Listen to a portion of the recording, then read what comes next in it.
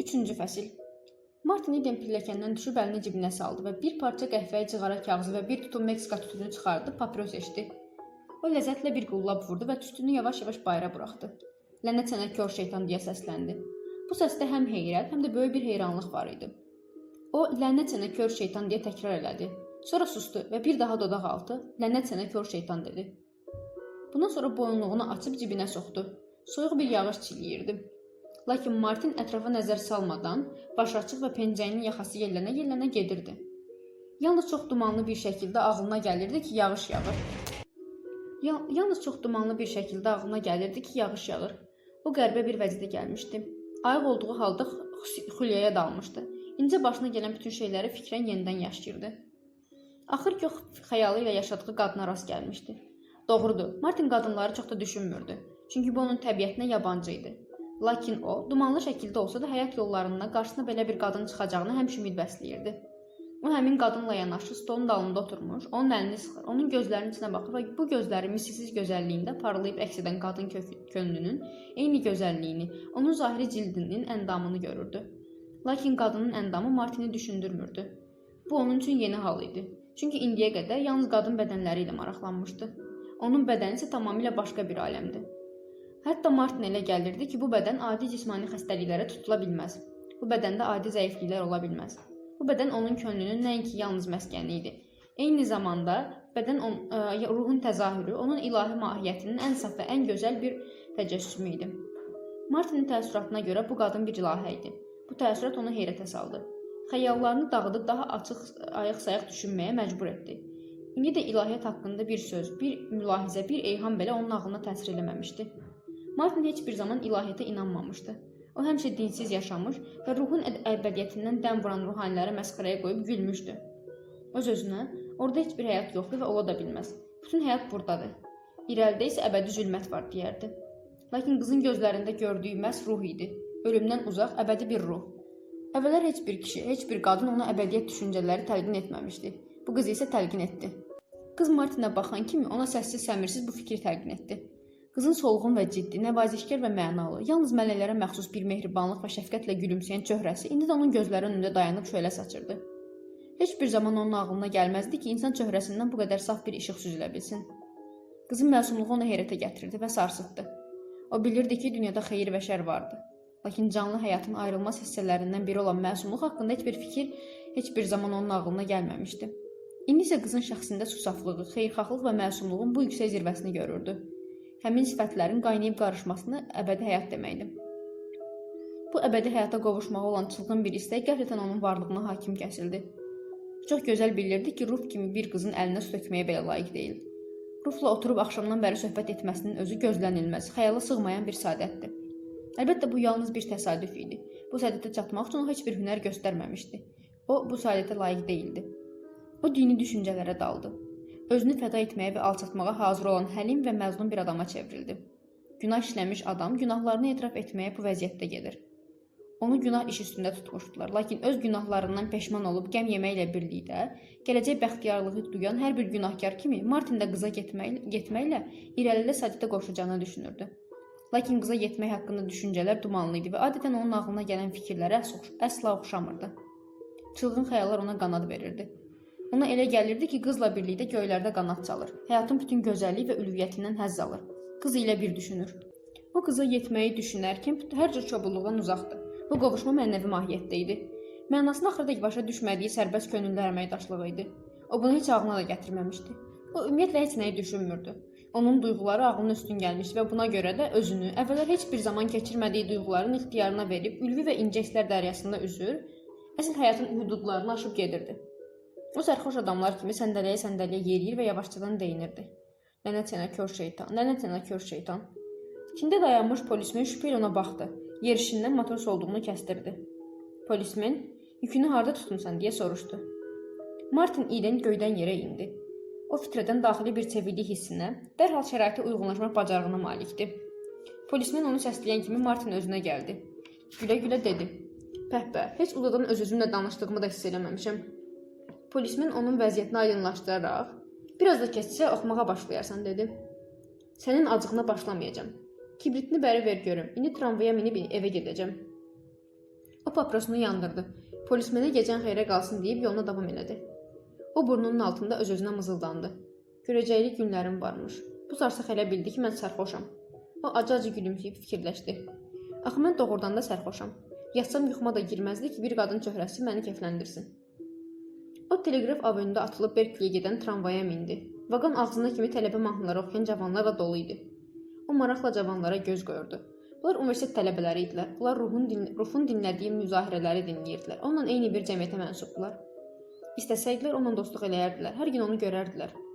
Bu tələbələrin bunu istəməməsinə, bu axşamı Rufla keçirmək, onunla söhbət eləmək, heyran və hörmətlə ona baxmaq əvəzinə hardasa bütün axşamı veylənməklərinə təəccüb edirdi. Sallaq dodaqlı, badamı gözlü bir gənc onun gözünə sataşdı. O qərar verdi ki, bu pis, pozğun bir uşaqdır. Gəmidə belələri qorxaq olur. Ağzının seliyini yığa bilmir, xəbərçilik eləyir. Özünün bu bığ yeri tərləməmiş cavandan qat-qat qəşəng olduğu fikri onu çox sevindirirdi. Bu fikir onu sanki qıza daha da yaxınlaşdırdı. O özünü tələbələrlə müqayisə eləməyə başladı. Özünün möhkəm, əzələli bədənini düşündü və bu qərara gəldi ki, cismani cəhətdən tələbələr ondan çox geridədilər. Lakin tələbələrin başı biri ilə dolu idi. Buna görə də qızla eyni dildə danışa bilirdilər. Martin də sıxıb incidən bu fikir idi. O hiddətlə düşündü. Bəs beynini mənə nə üçün veriblər? Doğrudan da məgər o tələbələrin əldə etdiklərinə nail ola bilməzdimi? Onlar kitablardan öyrənirdilər. Halbuki Martin bilavasitə həyatın özü ilə, yaşamaqla məşğul idi. Onun başı da biliklə dolu, onun da başı biliklə dolu idi. Lakin bu bilik başqa qəbildəndir.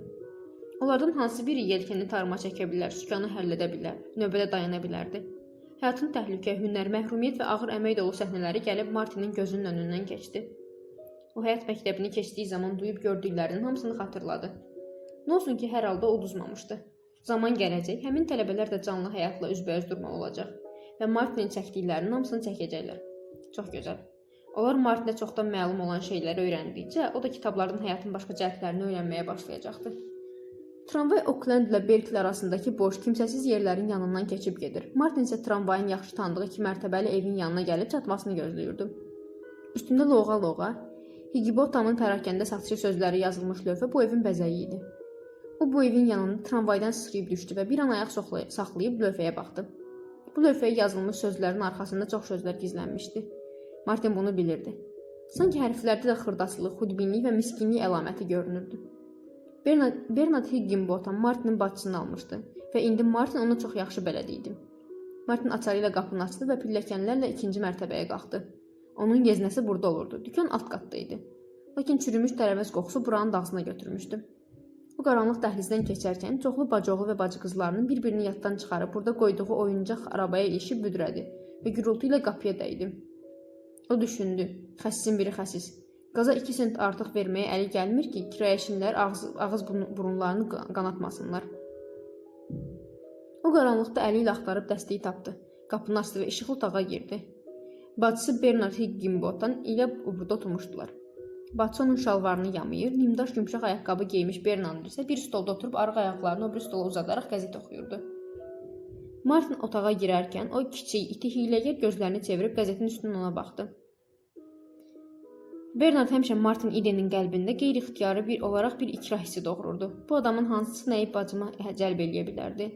Bernard ona həmişə murdar bir qurd kimi görünür və Martin də onun dabanı ilə basıb əzməyə arzusunu əl çəkə bilmirdi. O öz-özünə ovularaq deyirdi. Bir gün bunun ağız burnunun qanını bir-birinə qatacam. Yalnız bu fikir Martinə yeznəsinin orada olmasına dözməkdə köməklik eləyirdi. İndi bu kinli, yırtıcı gözlər narazılıqla Martinə dikilmişdi. Hə, nə olub? Deyə Martin soruşdu. Mr. Higginbotham şikayətmi, qəzəbmi ifadə etdiyi anlaşılmayan bir tərzdə dedi. Bu qapıya ancaq keçən həftə rəng çəkiblər. Özün yaxşı bilirsən ki, ittifaqlar zəhmət haqqı almırlar. Adamın dərsini soyurlar. Ehtiyatla tərpənə bilərdin. Martin cavab vermək istəyirdi, lakin fikrindən vaz keçdi. Bu qərara gəldi ki, onsuz da dediyi sözlərin yeznəsinə heç bir təsir olmayacaq. Yeznəsinin oyatdığı ikrah hissindən yaxasını qurtarmağa çalışan Martin divardan asılmış xromolitografiyaya baxdı və təəccüb elədi. Əvvəllər bu şəkil həmişə xoşuna gələrdi, lakin indi onu sanki ilk dəfə görürdü. Bu daxmadakı bütün şeylər kimi həmin şəkil də 3-cü dərəcəli, ucuz bir şeydi. Birdən incə tərk edib gəldiyi ev Martinin təsəvvüründə canlandı.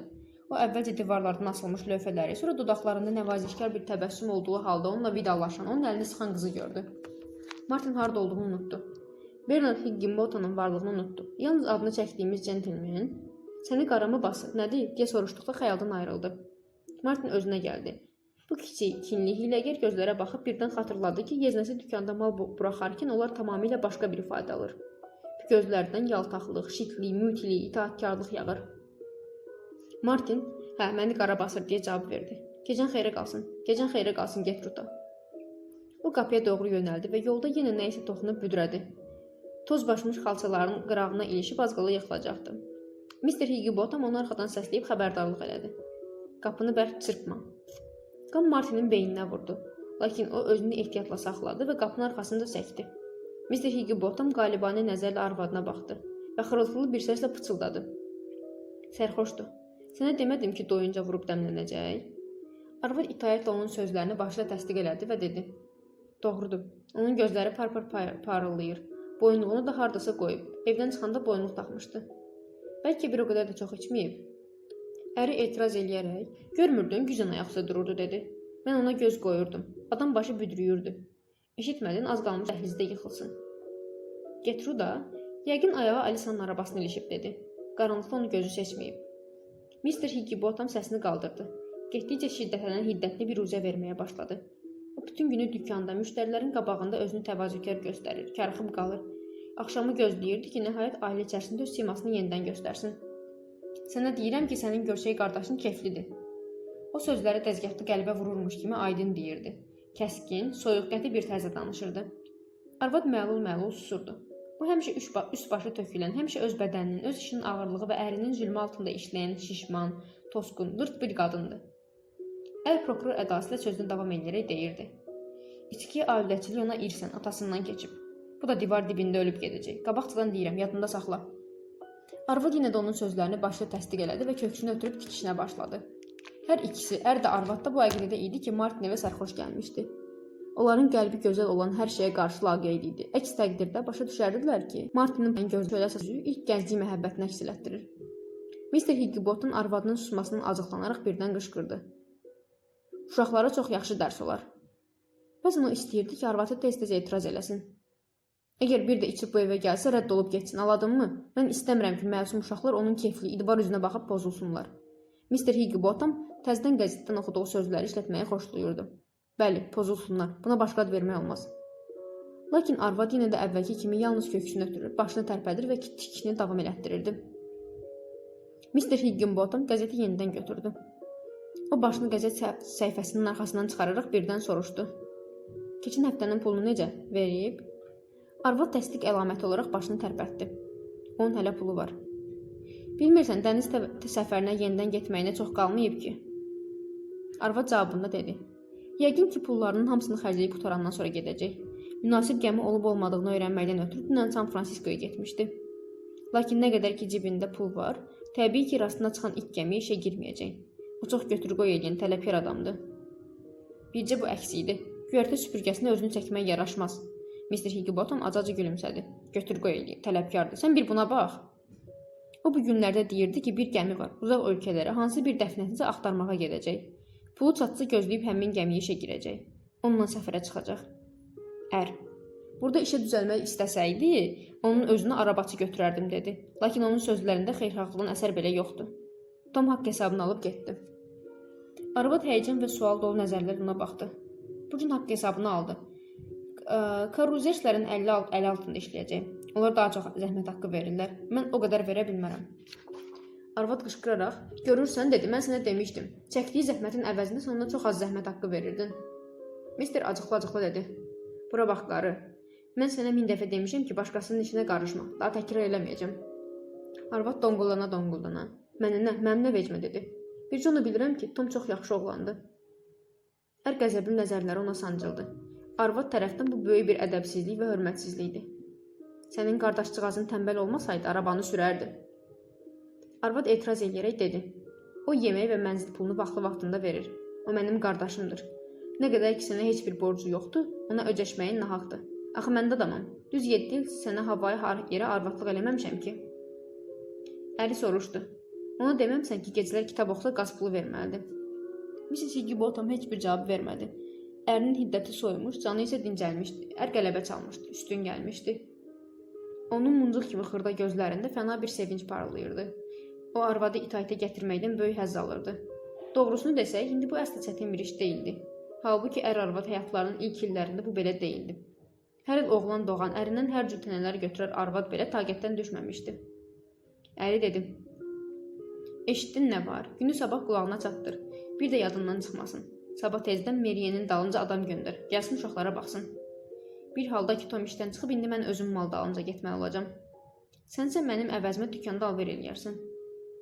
Arvad qorxa-qorxa etiraz eləyərək: "Sabah paltar yuyacam" dedi. "Nə olar ki, yuxudan tez durarsan, hər şey düzələr, vəssalam. Mən saat 10-dan tez evdən çıxa bilməyəcəm." O acıqlı-acıqlı qəzet səhifəsini çevirdi və yenidən oxumağa qapıldı.